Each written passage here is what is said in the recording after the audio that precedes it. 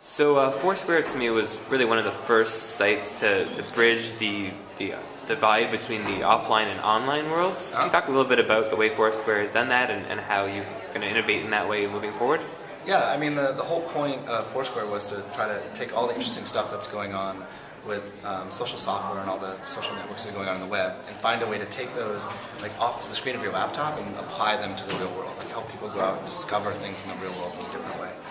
And that's been the focus of the company since the beginning. It's one of the things that really sets us apart from the Twitters and the Facebooks of the world. And now, in about 2 years, we've gone from 100,000 users to over 10 million users. So it seems like we're starting to hit a chord, or strike a chord with users, where they're really finding a lot of value in the types of things that we're creating and the ways that we're helping them go out and discover the world. You talked a little bit about NFC in your talk. You talked a little bit about that and how you use that technology in new ways. Yeah, so we're really excited about a lot of the stuff going on with NFC and the ability to use NFC to really streamline the check-in process for a lot of users.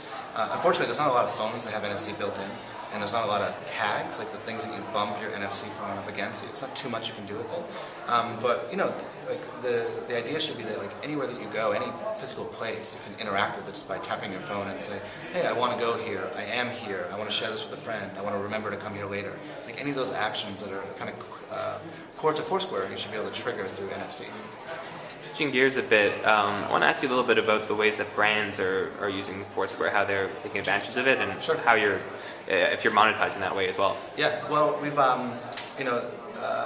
we have this page platform that brands can come on and claim their page or claim their brand on Foursquare. And what we're trying to do is get a lot of brands to think of Foursquare as almost like a lens by which other users can see the world through their eyes, right? So one of the examples I used here was the way that the New York Times is using it to share some of the travel recommendations and the restaurant recommendations that we have.